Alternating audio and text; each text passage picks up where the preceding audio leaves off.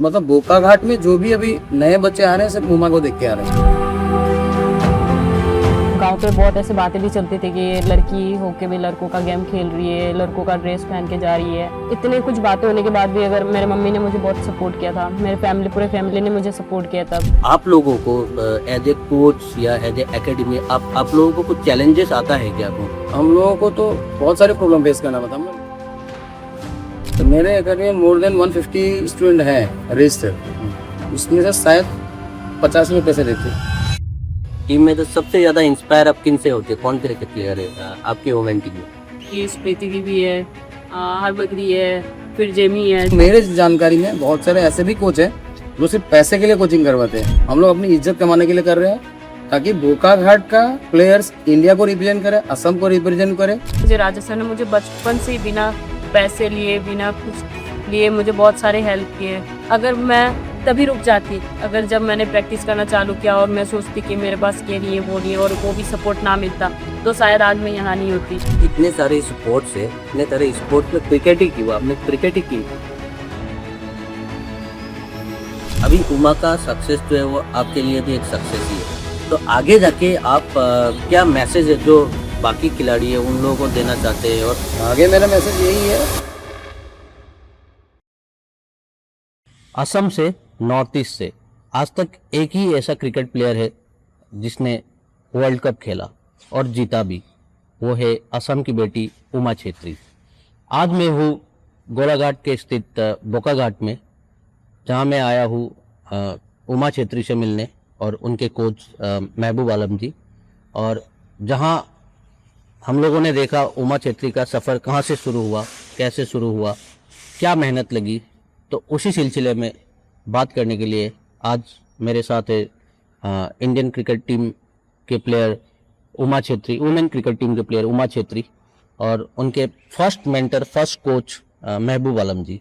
Hello Uma ji, सबसे पहले बताइए उमा जी, आपका सफ़र कैसे रहा? जैसे आप एक बहुत ही छोटे गांव से आते हैं यहाँ पे असम में, गोलाघाट डिस्ट्रिक्ट के अंदर है, तो आपका जो ये जर्नी है इंडियन क्रिकेट टीम में, यहाँ से बोकाघाट से इंडियन क्रिकेट टीम तक का सफ़र कैसे रहा? और मैंने बहुत सारे ऐसे आर्टिकल पढ़ा है जहाँ पे आपने आपके मम्मी का बहुत जिक्र किया है कि उन्होंने आपको बहुत सपोर्ट किया मेंटली। उनका बहुत ही एक बड़ा रोल रहा है आपका सफ़र में यहाँ तक पहुँचने में। तो बताइए आपका जर्नी कैसे रहा उमा जी?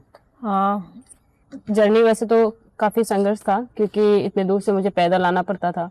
आने के बाद मुझे इधर प्रैक्टिस करने के लिए भी आप देख ही रहे हैं कितना अभी बहुत डेवलप हो गया है, लेकिन तब बहुत मेहनत करना पड़ रहा था और सर भी यहीं पे है और इतने दूर से पैदल आना था। फिर बहुत सारे मतलब गांव पे बहुत ऐसे बातें भी चलती थी कि ये लड़की होके भी लड़कों का गेम खेल रही है, लड़कों का ड्रेस पहन के जा रही है, तो ये सब काफ़ी बातें जब चलती थी तब फिर भी इतने कुछ बातें होने के बाद भी अगर मेरे मम्मी ने मुझे बहुत सपोर्ट किया था, पूरे फैमिली ने मुझे सपोर्ट किया तब कि कोई नहीं, जो भी कोई कुछ भी बोले तू अपना काम कर, तू अपना जो भी मेहनत है तू गेम के प्रति तू कष्ट कर।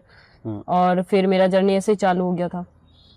तो आपने जैसे आप कह रही है कि आप पैदल आई थी, तो यहाँ से आपका जो पहले जैसे प्रैक्टिस सेशन वगैरह है वो यहीं से शुरू हुआ था, राइट? इसी ग्राउंड से? बचपन से यहीं से। ओके, तो यहाँ से कितना दूर है आपका गांव? 8-10 किलोमीटर तक हो गया।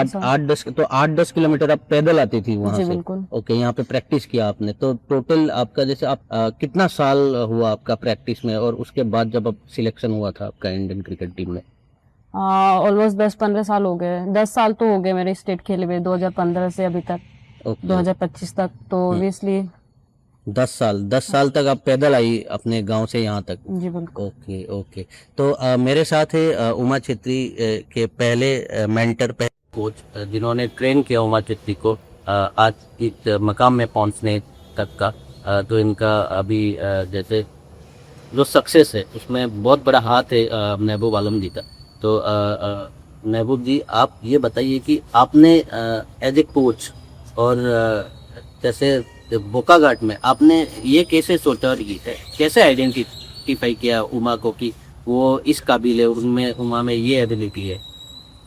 एक्चुअली उमा के शुरुआत के कोच है राजा रमन साहब, और आज से 8 साल के करीब पहले जब उमा स्टेट टीम में उसको सिलेक्शन नहीं हुआ था तो वो मेरे पास आई थी कि सर कंटिन्यूसली आप ही साथ करना है। कब से आज तक वो मेरे साथ कर रही है। उससे पहले राजा दादा है, उससे पहले मैं कभी कभी प्रैक्टिस करवाया करता था उसे रेगुलरली नहीं थे, लेकिन 8 साल से आई थिंक वो रेगुलर है मेरे साथ। और इसको मैंने एक बार बोला था, वो सामने ही है, जो अगर तुम मेरे हिसाब से करोगे तो आज नहीं तो कल तुम इंडिया खेलोगे। ये श्योर सडन, क्योंकि ये पंचुअल थी, इसको मतलब अपनी गलती का एहसास था कि मैं रन नहीं क्यों नहीं कर पा रही हूँ और रन करना है किस तरह से करना है, ये सारी चीज़ें इसमें था। और डिसिप्लिन पंचुअल थी। जब इसको 5 बजे बुलाया था तो 4:30 बजे ऐसा भी दिन देगा, क्योंकि मैं हमेशा आधा घंटा लेट आती हूँ, वो हमेशा आधा घंटा पहले आती थी। ओके। जैसे बहुत सारे मतलब रीजंस है जो बहुत क्रिकेटरों में नहीं है। और कभी भी स्टेट खेल के आके वेरी नेक्स्ट डे वो रात में मैसेज डालना, सब प्रैक्टिस कब है, इतने बजे आना है, ये चीज़ किसी भी खिलाड़ी के लिए बहुत अच्छा गुण है, चाहे वो एथलेटिक प्लेयर हो, क्रिकेटर्स हो या कोई भी स्पोर्ट्समैन हो। स्पोर्ट्समैन का ये सबसे अच्छा गुण जो इसमें देखा था। और ये तब से कर रही है और मेहनत कर रही है, जितना बताया था तो उतना करती है, पूछती है। सबसे बड़ा गुण है, मतलब किसी भी खिलाड़ी के लिए पूछना ज़्यादा जरूरी है। बहुत सारे अच्छे अच्छे क्रिकेटर हैं जो पूछते ही नहीं, जिसकी वजह से उसका डाउनफॉल शुरू होता है। तो महबूब जी, आपका जो एकेडमी है Pokaghat town cricket Pokaghat cricket town cricket club. Town cricket club, okay. तो जैसे आपका एकेडमी जो है, ऐसे बहुत सारे प्लेयर्स क्रिकेट प्लेयर भी हैं, उन लोगों को ट्रेन कराते हैं ना। तो यहाँ पे जैसे अभी उमा के लिए तो ये अच्छी बात है कि चलिए वो एक मकाम पे पहुंच गई है, वो इंडियन क्रिकेट टीम के लिए खेल गई। तो आप लोगों को एज ए कोच या एज ए एकेडमी आप लोगों को कुछ चैलेंजेस आता है क्या, मतलब यहाँ से बोकाघाट? वुमेन्स के रिगार्डिंग या वुमेन्स मैन वो मैटर नहीं करता है, ट्रेन कराने के लिए, जैसे आपके एकेडमी के द्वारा। हाँ, यहाँ पे हम लोगों को तो बहुत सारे प्रॉब्लम फेस करना पड़ता है। हम लोग लिमिटेड सोर्सेज के ऊपर काम कर रहे हैं। हमारे पास शायद दुनिया के सबसे अच्छे इक्विपमेंट नहीं है, क्योंकि हमारे पास ना, आप देखिएगा तो अभी हाल फिलहाल अभी काम चल रहा है तो टर्फ विकेट पे हम लोग काम कर रहे हैं। और हमारे एकेडमी में सबसे मेजर प्रॉब्लम क्या है, हम लोग ज़्यादा पैसा नहीं एफर्ट नहीं कर पाते, क्योंकि बहुत सारे गरीब घर के लड़के बच्चे हैं। और हमारा यहाँ पे मंथली भी जो 300 रुपये से है, उसमें आप सोच सकते हैं जो 2 आदमी 2 और एक्स्ट्रा कोचेस को रख के काम करना कितना मुश्किल है। इसीलिए हम लोग तो मतलब लिमिटेड सोर्स के ऊपर, लेकिन जितना करते हैं उसी में हम लोग पूछे, क्योंकि हर साल हम लोग असम क्रिकेट को दे रहे हैं, लड़के बच्चे निकल रहे हैं। अभी बहुत सारी लड़कियां हैं जो अच्छे क्रिकेट खेल रही है हमारे यहाँ से। शायद भविष्य में अच्छा अगर वो कंटिन्यू करते रहेगी, वेल मैनर्स वेल डिसिप्लिन रहेगी, तो शायद भी इंडिया खेल सके। मैंने जब पिछली बार बात किया था आपसे, तो आपने बोला था आपने एक बिस्कुट का दुकान भी खोल के रखा था ताकि उन लोगों को रिफ्लेक्शन मिले, आप भी थोड़ा बहुत उससे जो है हेल्प मिले प्लेयर्स को। तो दुकान खोलना, वो खोलना, ये छोटी छोटी जो इनिशिएटिव है, ये हेल्प कर रहा है आप लोगों को? हाँ, ये हेल्प कर रहा है। इसमें सबसे बड़ा योगदान मेरे भैया का है, मकसूद भैया, जो मुझसे जो बड़े हैं, उन्होंने बताया कि अगर कोई पैसा नहीं भी दे सकता है उसको कभी अकेडमी से निकालो मत। अगर कोई भी तकलीफ है, कोई भी दिक्कत है, मैं तुम्हारे सॉल्व कर करूंगा, लेकिन तुम्हारे वजह से किसी बच्चे का क्रिकेट स्टॉप हो, ऐसा नहीं होना चाहिए पैसे की वजह से। मैं अभी देख रहा हूँ यहाँ पे इतने सारे स्टूडेंट्स आए हुए हैं, वो जैसे प्रैक्टिस के लिए आए हैं। तो अभी इनमें जैसे आपने बोला कि पर स्टूडेंट आप 300 रुपीज़ करते, 400 करते, तो ये एप्लीकेबल सबके लिए होता है क्या? ऐसे भी कुछ परिवार के लोग होते हैं जो 300 भी अफोर्ड नहीं कर सकते, तो उन लोगों के लिए आप क्या करते? मेरे एकेडमी में मोर देन 150 स्टूडेंट है रजिस्टर्ड, उसमें से शायद 50 में पैसे देते हैं। तो आप समझ सकते हैं हम लोग कितने, मतलब किस कैटेगरी से किसी को ये मतलब ये नहीं करते तुमको देना ही है, अदरवाइज हमको एकेडमी से प्रैक्टिस करने नहीं देंगे या निकाल देती। ऐसा कुछ हम लोग का हार्ड एंड फास्ट रूल नहीं है। तुम्हारे पास अगर कैपेबिलिटी है तो आप दे सकते हो, otherwise you have to continue और आपको आगे बढ़ना है। बाकी हम लोग देख लेंगे। बेसिकली ये है कि आप ढूंढ रहे टैलेंट, जैसे उमा है तो इस तरीके का टैलेंट आप ढूंढ रहे हैं, वो तो फीस का, पैसों का कुछ मैटर नहीं करता है। उमा जी, जैसे आपने वर्ल्ड कप खेला और आप अभी इंडियन क्रिकेट टीम में भी है, स्क्वाड में है, तो जैसे बहुत बड़े बड़े प्लेयर्स है, जैसे हरमनप्रीत कौर है, SG मंदाना है, सो आपको क्या सीख मिलता है उन लोगों से? आप क्या इंस्पिरेशन लेती है उन लोगों से? उससे मुझे काफ़ी कुछ सीखने के लिए मिलता है कि जैसे कि अब इतने सारे प्रेशर सिचुएशन आते हैं तो उनके साथ वो कैसे डील कर रहे हैं, और पूरा ग्राउंड करा रहता है। जैसे कि आप बोल रहे हो वर्ल्ड कप, वर्ल्ड कप में नवी मुंबई में पूरा क्राउड भरा था, बहुत सारे लोग आए थे, बहुत ऑडियंस आए थे। इतने ऑडियंस के बीच में भी आप कैसे परफॉर्मेंस करते हो, उनको कैसे एंटरटेन देते हो, ये भी बहुत इंपॉर्टेंस होते हैं।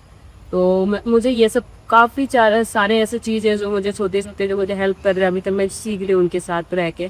तो बहुत सारे हैं, मुझे काफ़ी मोटिवेट करते हैं उनके सारे, जैसे कि टीममेट्स को कैसे हेल्प करना है, कोई अगर ज़्यादा सोच रहा है या फिर ज़्यादा, जैसे कि इतने सारे क्राउड में आप खेलने जा रहे हो तो बहुत प्रेशर रहता है कि किस टाइप से बैटिंग करना है, क्या है, तो वो सब में तुम लोग कैसे बैटिंग करते हैं, तो मुझे उस सब से भी हेल्प होता है कि किस तरह से वो बॉडी लैंग्वेज कैसे शो कर रहा है ग्राउंड में, किस तरह से एक दूसरे को सपोर्ट कर रहा है, वो ये सब का की चीज़ है।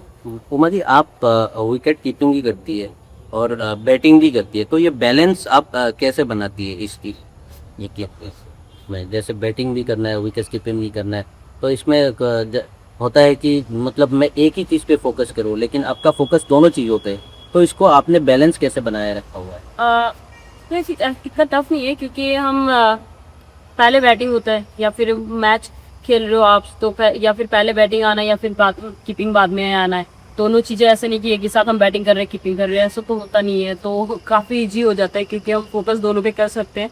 जो टाइम पे, जैसे कि अगर मैं बैटिंग करने जा रही हूँ तो मैं बैटिंग में फोकस करूँगी, या फिर कीपिंग करने जा रही हूँ कीपिंग पे जब करूँगी, तो इसके लिए इतना डिफिकल्ट नहीं होता दोनों मैनेज। तो जैसे क्रिकेट आपके जो टीम में तो सबसे ज़्यादा इंस्पायर आप किन से होते हैं, कौन क्रिकेट प्लेयर है आपके वुमेन टीम में? हाँ, इंस्पायर को मैं काफ़ी लोगों से होती हूँ, जैसे कि स्प्रीति दीदी है, हरबगरी है, फिर जेमी है। जेमी से काफ़ी, मतलब जेमी से भी मैं बहुत इंस्पायर होती हूँ, क्योंकि वो जिस तरह से आके सपोर्ट करती है न्यू कमर्स को या जो भी पुराने भी है सबको, जैसे कि वो इतना सपोर्ट करती है। अगर कुछ भी बॉडी लैंग्वेज की अगर किसी का थोड़ा भी सा भी डर लगे, वो आके जैसे सपोर्ट करती है, वो जैसे बताती है एक दूसरे को कि ये कर वो कर, तुम्हें ये करने से ज़्यादा अच्छा रहेगा। वो जैसे आके टीममेट्स के साथ बातें करती है, तो वो काफ़ी मुझे मोटिवेट को। जी, तो आप लोग जैसे ड्रेसिंग रूम जो है वो एक बहुत ही जैसे चर्चित में आता है कि ड्रेसिंग रूम कैसे होता होगा, तो नेशनल खेलते जो वर्ल्ड कप खेलते, तो ड्रेसिंग रूम का कुछ ऐसे कुछ मतलब किस्सा कुछ बताइए। काफ़ी चिल रहता है उधर, इतना कुछ मतलब जैसे भी फर्स्ट गई तब तो थोड़ा नर्वस थी कि कैसा रहेगा क्या रहेगा, बाद में जैसे अभी थोड़ा टाइम होते गया तो बहुत अच्छा लगता है उनके साथ, मतलब ड्रेसिंग रूम में रह के उनसे बातें करना और उनसे मतलब एक क्रिकेट के बारे में बातें करना, बातें शेयर करना, थोड़ा कुछ सीखने मिलता है, या फिर हम थोड़ा मस्ती मजाक भी चलता है। तो ओके, तो हमारे जो बॉयज क्रिकेट टीम है उनमें से सबसे फेवरेट प्लेयर कौन है आप? बॉयज़ में मुझे मतलब जैसे कि सब सारे बड़े प्लेयर्स ही है, ऐसे नहीं कि ये सबका बैटिंग, मतलब जैसे कि विराट का मुझे क्या बैटिंग पे कमर्स ड्राइव अच्छा लगता है, रोहित शर्मा सर का बिल्कुल अच्छा लगता है, तो मतलब ये सब बहुत सारे प्लेयर्स हैं। और मुझे गेंद पर बैटिंग बहुत पसंद है। 20 ओवर्स का जो फॉर्मेट है और 50 ओवर्स का जो फॉर्मेट है, इसमें डिफरेंस क्या, मतलब बहुत ज़्यादा प्रेशर चैलेंज ऐसा क्या है मतलब इन द फॉर्मेट? नहीं, T20 पे आपको सब कुछ जल्दी करना होता है, आपको रिस्क लेके बैटिंग करना होता है कि आपके पास ज़्यादा टाइम नहीं है, 20 ओवर का ही जाए, मतलब 120 बॉल ही मिलेगी आपको, उसी में रन ज़्यादा करना है। और आपको उसमें रहता है कि एक डॉट खा लिया तो नहीं होता, आप डॉट ले ही नहीं सकते, या फिर आप रिस्क लेके, अगर आपका ज़्यादा विकेट चला गया आपको रिस्क लेके होने से भी खेलना पड़ता है। बट वनडे में ऐसा है कि आप बहुत टाइम आपके पास है, 300 बॉल है, आप 2-3 डॉट खा लो, कुछ फर्क नहीं पड़ता, बाद में भी आप धीरे धीरे रन कर सकते हो। 4 भी डॉट खा गए तो लास्ट के 2 बॉल में भी मार दो फिर भी चलेगा। मतलब T20 में ऐसा नहीं, आप पहले के 4 खा रहे हो तो 2 में, लास्ट 2 बॉल में तो 4 ही रन मार दो, तो पहले भी 4 सिंगल लेके आप 8 रन बना सकते हो। और जैसे आप विकेट कीपिंग भी करती है, तो आपका जैसे फोकस कहाँ पे रहता है जब विकेट कीपिंग करती है आप? फोकस इन द सेंस कि आप क्या देखती है कि मतलब हाँ ये बॉल ऐसा होगा, या कभी कभी आप लोगों को शायद जैसे महेंद्र सिंह धोनी उनको पता चल जाता है कि ये मतलब जो भी बॉलर से किस तरीके से बॉल फेंकना है, किस तरीके से ये बैटर कहाँ मारेगा, कहाँ क्या करे, कहाँ स्ट्राइक करेगा, इस तरीके का नॉलेज मतलब जैसे उनके पास है, तो आप क्या देखती है, आपके नजरिया जो है, आपके नज़र में क्या दिखता है? ऑब्वियसली कीपर्स आप सब जिससे रूप से कि कीपर्स तो सिर्फ बॉल ही देखते हैं, हम बॉल ही देखते हैं, क्योंकि आगे बैट्समैन को देखेंगे या फिर बैट्समैन का पैड देखेंगे तो हमें बहुत कंफ्यूज होता है, या फिर फोकस इधर से उधर हो जाएगा। अगर आप बॉल के ऊपर ही अगर नज़र रखें और हम सिर्फ बॉल को ही देखें तो हमारा फोकस भी बॉल्स के ऊपर ही रहेगा, फिर बैट्समैन कुछ भी करे हमें फर्क नहीं पड़ता। ओके। तो चलिए महबूब जी से भी बात करते हैं, महबूब जी से भी जानते हैं कुछ बातें। अब उमा के बाद ऐसा है कि बहुत सारे जो महिला क्रिकेटर थे वो आ रही है, मतलब जैसे आपके ग्राउंड पे भी मैं देख रहा हूँ अभी बहुत ज़्यादा, और ऐसे सब लोग टीवी जो भी देखते हैं कि बहुत सारे जो महिला है वो इंटरेस्ट दिखा रही है क्रिकेट में। तो इससे जो है इस बारे में आप क्या कहना चाहें? नहीं, मैं ऑब्वियसली इस उमा से बहुत सारी लड़कियाँ इंस्पायर हुई है, और कुछ पेरेंट्स भी इंस्पायर हुए हैं जिन्होंने मतलब अपने लड़कियों को खेल कूद में जो जो घर में बैठा कर रखते थे, जो मतलब निकलने नहीं देना चाहते, तो उन्होंने भी निकलने देना वेरियस फील्ड, ऐसा नहीं जो सिर्फ क्रिकेट में, अदर स्पोर्ट्स में भी उन लोगों को पता चल रहा है कि स्पोर्ट्स में हमारा करियर बन सकता है। और इसमें असम में विशेष करके बोकाहाट में इस उमा का योगदान बहुत ज़्यादा है। और हमारे यहाँ पे अभी देखिएगा, अभी डिस्ट्रिक्ट में 2 टीम की डिस्ट्रिक्ट में लड़कियाँ गई हुई खेलने के लिए, फिर भी आप यहाँ पे आपको लड़कियों का कमी नहीं मिलेगा। आपको कम से कम 30-40 लड़कियाँ अभी भी आपके ग्राउंड में प्रैक्टिस करते हुए नजर आएगी। इसका तो बेसिकली वो इंस्पायर्ड है उमा से, और आपने ट्रेन किया उमा को, और उसके बाद अभी ये है कि जो माइंडसेट है वो चेंज हो रहा है धीरे धीरे। हाँ, पेरेंट्स का माइंडसेट चेंज हो रहा है, पब्लिक का माइंडसेट चेंज हो रहा है, लड़के बच्चे खेल के आगे बढ़ सकते हैं अगर हम फोकसली सिंसियरली क्रिकेट खेलें या कोई भी स्पोर्ट्स खेलें, अदरवाइज नहीं। ऐसा नहीं है कि उमा, इसमें तो मतलब बोकाघाट में जो भी अभी नए बच्चे आ रहे हैं सब उमा को देख के आ रहे हैं। ये जब फील्ड में आती है तो ग्राउंड्स में और नहीं तो 5-6 नए लड़के बच्चे आ जाते हैं, क्योंकि हमें भी क्रिकेट खेलना है, हमें भी सीखना है। ये चीज़ हमारे लिए बहुत अच्छा है, बोकाहाट के लिए हो, असम के लिए हो। और ऐसा नहीं कि बोकाहाट में आ रहे, बाकी जगहों पे भी आ रहे हैं मतलब बच्चे खेलने के लिए। ये असम के लिए बहुत अच्छा है। तो जैसे अभी उमा का सक्सेस जो है वो आपके लिए भी एक सक्सेस ही है, तो आगे जाके आप ऐसा क्या मैसेज है जो बाकी खिलाड़ी है उन लोगों को देना चाहते हैं, और उमा को भी स्पेशली, क्योंकि अभी उमा का इंटरनेशनल करियर भी शुरू हो गया है, तो आगे आपका क्या मैसेज रहेगा?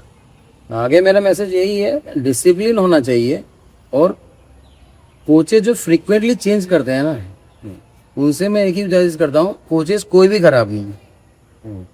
चाहे आपके ऐसा नहीं है कोच इंडिया खेला हुआ होगा, स्टेट खेला हुआ होगा, विदाउट स्टेट खेला हुआ आदमी भी एक अच्छा कोचिंग करवा सकता है, क्योंकि क्रिकेट का बेसिक नॉलेज होना चाहिए उसके पास, क्रिकेट का सेंस होना चाहिए, ये ज़रूरी है। मतलब बच्चे क्या होते हैं, आज 5 साल यहाँ पे प्रैक्टिस किए, अगर आपको डिस्ट्रिक्ट में आप खुद ने परफॉर्मेंस नहीं किया, स्टूडेंट ने, आपको कोच ने सारा 5 साल का वक्त दिया, आपसे नहीं हो पा रहा है, आप कोच बदल के दूसरे के पास जाते हो। हाँ, क्या पता वो सक्सेस उसके बाद 1 साल के बाद आने वाला है, लेकिन ऐसा नहीं है, फ्रीक्वेंटली आप चेंज नहीं कर सकते, क्योंकि आपके लिए और आपको बनाने के लिए उसने 5 साल का वक्त दिया है। आप हर रोज अगर कोच चेंज कर दो उसको भी बुरा लगता है, क्योंकि आपको पैसा के लिए कोई भी, मेरे जानकारी में बहुत सारे ऐसे भी कोच हैं जो सिर्फ पैसे के लिए कोचिंग करवाते हैं। लेकिन मैं अपने बारे में बोल रहा हूँ, राजा रामन के बारे में बोल रहा हूँ, हम दोनों, मैं उनको व्यक्तिगत जानता हूँ, हम दोनों मैं ऐसे बोल रहा हूँ आपको, हम लोग पैसे के लिए नहीं करवाते, हम लोग अपनी इज्जत कमाने के लिए कर रहे हैं, ताकि बोकाघाट का प्लेयर्स इंडिया को रिप्रेजेंट करे, असम को रिप्रेजेंट करे। हाँ, सबका मेथड अलग है, हल्का सा तो मेथड अलग होगा ही हर किसी का, लेकिन फ्रीक्वेंटली जो भी बच्चे चेंज करें आप देख सकते हैं, उसका रिजल्ट कुछ नहीं है। लेकिन सही है, मतलब गुरु एक ही होना चाहिए, एक गुरु हो तो मतलब वो जो आपका जो कंसिस्टेंसी है वो बना रहेगा। सही है। और हाँ, फैसिलिटीज आप कहीं से भी ले सकते हो, फैसिलिटीज तो अच्छी फैसिलिटी की जरूरत सबको है। अभी उमा को ये जरूरत नहीं है जो हम मेरे पास यहाँ है, क्योंकि उमा को अभी हमारे यहाँ पे जो सुविधाएं हैं उससे ज्यादा सुविधा उनको दे दो, उसको चाहिए, तो इसके लिए उसको जाना है। लेकिन दैट मीन्स ये नहीं कि आप अपने पीछे वालों को भूल लो, उसको उससे कंसर्न रखो कि सर आज मैंने ये किया, उनको भी अपग्रेड होना है। उमा जी, आपके जो गुरु रहे हैं महबूब आलम दी, राजा रमन दी, तो इन लोगों ने हमेशा बोला है कि आप एक बहुत डिसिप्लिन खिलाड़ी रही हो पहले से, जब भी आप प्रैक्टिस में आती थी। तो अभी जैसे कहीं ना कहीं ये है कि उन लोगों का भी बहुत योगदान रहा है, बहुत मतलब बड़ा हाथ रहा है आपके इस सक्सेस में। तो आप क्या कहना चाहती हो आपके जरूरत के बारे में? हाँ, मैं मतलब बहुत खुश हूँ कि मुझे इतने अच्छे गुरु मिले बचपन से ही। जैसे राजा सर मिले मुझे, मतलब बचपन से ही मुझे अच्छे गुरु मिले। या मैं बहुत थैंकफुल हूँ उनके लिए, मतलब राजा सर और महबूब सर के लिए, कि मुझे इतने अच्छे अच्छे गुरु मिले जो उन्होंने बचपन से मुझे, राजा सर ने मुझे बचपन से ही बिना पैसे लिए, बिना कुछ लिए मुझे बहुत सारे हेल्प किए। मुझे कभी घर भी छोड़ने गए, या फिर घर से लाने गए, या फिर मुझे साइकिल वाइकिल दिलाए। जितने भी खरीदा है फिर ले, तो इतने सारे सपोर्ट किए, इसीलिए आज मैं यहाँ पे हूँ। कि अगर मैं तभी रुक जाती अगर जब मैंने प्रैक्टिस करना चालू किया और मैं सोचती कि मेरे पास ये नहीं है वो नहीं है और वो भी सपोर्ट ना मिलता, तो शायद आज मैं यहाँ नहीं होती। या फिर बीच में जैसे कि सर नहीं थे, राजा सर नहीं थे, फिर मेरे ज़िंदगी में फिर मैं उपसर से जाके मैंने बात किया, फिर मैं उपसर ने अगर तब भी अगर मुझे मना अगर कर देते कि मुझे नहीं कराना है, कि आपको नहीं चाहिए, मैं वो मतलब लड़कियों को नहीं कराऊंगा, अगर ये भी सर ने अगर तब भी अगर मुझे नहीं करवा दिया तो शायद मैं यहाँ पे नहीं होती। राजा सर ने करवाया मुझे स्टेट तक पहुंची, और मैं सर ने जैसे मुझे इतना सपोर्ट किया, इतना हेल्प किया कि मुझे कुछ भी छोटे से कुछ भी ज़रूरत हो, मैं एक कॉल करूँगी, सर मुझे मेरा ये नहीं हो रहा, मेरा पर्सनल हो या फिर प्रोफेशनल हो, मैं हर एक बात सर से शेयर करती हूँ। और सर मुझे हर टाइम मुझे राइट ही आंसर देते कि तू ये कर, तेरे लिए ये सही है, ये कर, ये मत कर। मतलब सर का ये सपोर्ट जो रहता है कि गुरु के साथ एक फ्रेंडशिप वाला सपोर्ट, तो वो भी सर के साथ मुझे बहुत अच्छा मिला, और उसके वजह से मैं आज तक यहाँ पे हूँ। काफ़ी सारे सपोर्ट है सर के, और मैं चाहती हूँ कि ये सपोर्ट हमेशा रहे, क्योंकि मुझे और भी खेलना है, और भी मतलब ये नहीं है कि मैंने खेल लिया तो मुझे सब कुछ आता है या फिर मैं सब कर सकती हूँ, ये नहीं होता। कि मैंने किया है लेकिन मुझे और सीखना है, कि उधर जाने के बाद मुझे पता चलता है कि मुझे ये सही करना है, ये सही करना है, तो उसके लिए भी मुझे गुरु का ज़रूरत है। विदाउट गुरु तो हम कुछ नहीं कर सकते। तो इसके वजह से भी मैं आके सर से बात करती हूँ, सर से डिस्कस करती हूँ कि मुझे ये करना है, तो सर वही अकॉर्डिंगली मुझे कराते हैं, तो गाइड वगैरह करते रहते हैं। तो मुझे काफ़ी हेल्प करी सही। तो उमा जी एक बहुत सिंपल आंसर दीजिए, इतने सारे स्पोर्ट्स है, इतने सारे स्पोर्ट्स में क्रिकेट ही क्यों, आपने क्रिकेट ही क्यों? क्योंकि भैया लोग के साथ बचपन से भैया लोग के साथ गांव में या फिर कहीं पे घर पे भी क्रिकेट ही चलता था, क्योंकि भैया लोग भी टेनिस क्रिकेट तब से क्रिकेट खेलते थे, और स्कूल में आके भी फ्रेंड लोग के साथ भी क्रिकेट ही खेला जाता था। तो मुझे जैसे ही मैंने पता चला कि वोमेंस का क्रिकेट आया है कि वो बोकाहाट में, तो तब से क्रिकेट में मतलब बचपन से स्पोर्ट्स में ये नहीं था कि सिर्फ क्रिकेट ही पसंद है, मुझे सारे स्पोर्ट्स पसंद है। कि वही है कि भैया लोग के साथ खेलने की वजह से शायद मुझे कितने ज़्यादा मैं। तो आपने इससे पहले बोला था कि बहुत चैलेंजेस था कि आप एक लड़की हो और ये लड़कों का गेम है, तो इसमें इसको आपने कैसे टैकल किया इस चीज़ को, जो जब भी लोग बोलते थे कि तू लड़की है तो कैसे खेलेगी कैसे करेगी, तो इसको आपने कैसे टैकल किया? ये मेरे लिए काफ़ी इजी था, क्योंकि इतने सारे बातें जो भी चलते थे गांव में चलते थे, और ये सब बातें मेरी मम्मी के पास जाती थी, और मम्मी के बाद वो बात मेरे तक पहुंचता ही नहीं था, क्योंकि मम्मी ही डील करती थी ये सब बातों की वजह से। क्योंकि मम्मी के बात मुझे अभी पता चलता है कि इसने ये बोला था, इसने वो बोला था, अभी पता चल रहा है, लेकिन तब तक मम्मी ने मुझे कभी कुछ नहीं बताया था, बस इतना ही था कि तू जा खेल, ये इतना ही। आप तो असम की बेटी है, दैट इज़ वेरी क्रूज, ये we are proud of you. तो आप उसके साथ साथ आप है एक गोरखा की भी बेटी, तो आप गोरखास के लिए आप क्या मैसेज देना चाहते हो? वो भी गोरखास की बेटी है, बेटियां है जो क्रिकेट अपना जो सब्जेक्ट है स्पोर्ट्स है वो चूज करना चाहती है, तो उन गोरखास बेटियों के लिए आपका क्या मैसेज रहेगा? और ओवरऑल एक जो हमारे असम की बेटी है उनके लिए क्या आपका मैसेज रहेगा? मेरे लिए मतलब सिर्फ गोरखा ही नहीं, मेरे लिए सबके लिए मेरे मतलब मुझे बोलना है कि आपने बेटियों लोग को खेलने दो, या फिर उनको जो भी स्पोर्ट्स पसंद है। ऐसा नहीं कि सिर्फ क्रिकेट नहीं, आप लोग को मतलब सबका अपना अपना सपना रहता है कि मुझे ये खेलना है, तो जिसको जो भी खेलना है उनको खेलने दे, उनको सपोर्ट करे, अपने फादर्स या मम्मी सब लोग सपोर्ट करें उनको, ताकि उनका अपना जो सपना है वो पूरा करने के लिए थोड़ा साहस चाहिए होता है, सपोर्ट चाहिए होता है। क्योंकि कभी ग्राउंड में जाके ऐसा होता है कि आज मेरा मन नहीं कर रहा, नहीं करना, फिर या फिर हम ज़्यादा थक गए, नहीं करना, मुझे आज नहीं जाना है, सोना है, ये सब कुछ चलता है। क्योंकि ज़्यादा भागने के बाद भी सोने का मन करता है, थकान महसूस होता है, या फिर हम बहुत दिन के बाद प्रैक्टिस कर रहे हैं तो सारा शरीर दर्द होता है।